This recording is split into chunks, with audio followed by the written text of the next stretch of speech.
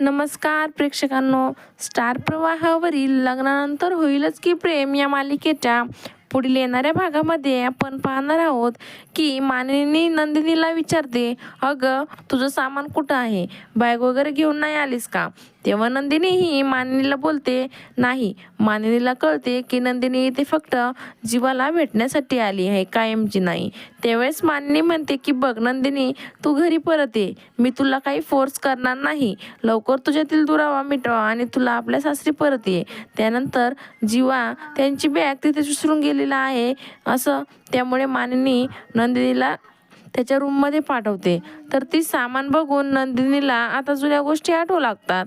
आता दार बंद करून घेतलेलं जीवानी असतं. नंदिनी म्हणते, आहो पसारेवाले, दार तर उघडा ना, तुमची चकाचक बाई तुमचा पसारा आवरायला आली.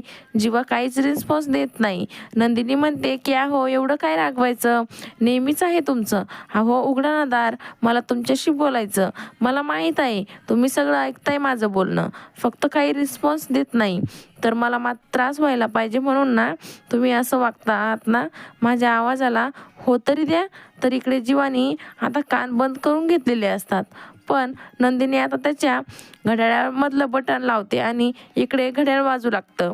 जीवा लगेच बंद करतो. नंदिनी म्हणते, तू प्लीज इथून निघून जा, माझ्या नजरेसमोर येऊ नकोस. तर बिचारी नंदिनी नाराज होते आणि तिथून निघून जाऊ लागते. तर इकडे बॅग बंद होत असल्याने पार्थ काव्याला म्हणतो, तुम्ही बॅगवर बसा ना, म्हणजे मी बॅग बंद करेल. काव्या म्हणते, नेहमीच आहे तुमचं, माझं काय एवढं वजन वाढलंय का? मी बॅगवर बसल्यावर बॅगची चेन बंद होईल आणि बॅग भरायचं कधी कळणार आहे तुम्हाला? एवढं बॅगेत तुम्ही काय भरलंय?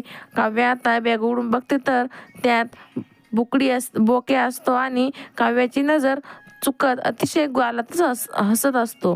तर काव्या म्हणते की पार्थ, हे सगळं काय आहे, तुम्ही माझ्यासाठी करताय? त्यानंतर काव्या आता तिच्या बोक्याला हातात घेऊन की तुम्ही किती तिकडे बघून हसण्याचा प्रयत्न केला तरी मला सगळं कळतंय. अहो एवढं गोड स्माईल आहे तुमचं, तर ते माझ्याकडे बघून तर करा.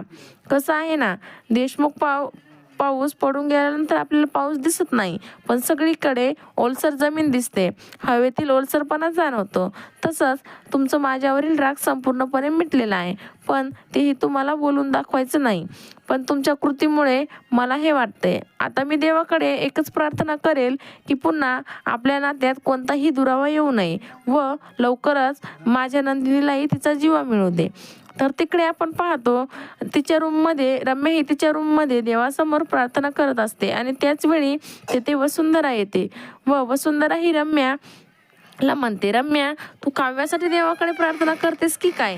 तिची एक्झाम क्लिअर व्हावी म्हणून हा चमत्कार कधी घडला? तेव्हा रम्या, अगं ती फेल व्हावी अशी प्रार्थना करते. मी एवढा प्रयत्न केला पार्थाने काव्याला वेगळं करण्याचा, तरी सुद्धा तिने पार्थला मिळवलंच. आज तो पार्थ त्या काव्याला एक्झाम सेंटरला सोडायला घेऊन चाललाय. आता ते दोघं पुन्हा एकत्र आलेत, तेच मला बघवत नाही, म्हणून देवाकडे प्रार्थना करत होते. काहीतरी झालं तरी त्या एक्झामला मी तिला बसू देणार नाही. व तसे गुरुजींनी तर सांगितलं की माझं पार्थ सोबत लग्न होणार आहे. आता त्या क्षणाची मी वाट पाहत आहे. तर अखेर काव्या पार्थ आता एक्झाम सेंटरला जायला निघालेले असतात. तर मानिनीच काव्याचं तोंड गोड करत असते. तिला म्हणते, एक्झाम झाल्यानंतर घरी येण्याची घाई करू नका, तुम्ही आपलं निवांत लोणावळा खंडाळा कुठेतरी इकडे तिकडे जा. विक्रम म्हणतो, अगं स्पष्टपणे सांग ना की त्यांना हनीमूनला पाठवायचा प्लॅन आहे तुझा. काव्या म्हणते की अहो बाबा तुम्ही पण ना. विक्रम म्हणतो की तुमच्यातील दुरावा मिटलेला आहे, बघू मला खूप आनंद झाला. असं काही आपल्याला या भागामध्ये पाहायला भेटणार आहे. तर असेच मालिकांच्या नवनवीन अपडेट्स पाहण्यासाठी आपल्या चॅनलला लाईक करा, शेअर करा आणि व्हिडिओ आवडल्यास सबस्क्राईब करायला विसरू नका. धन्यवाद.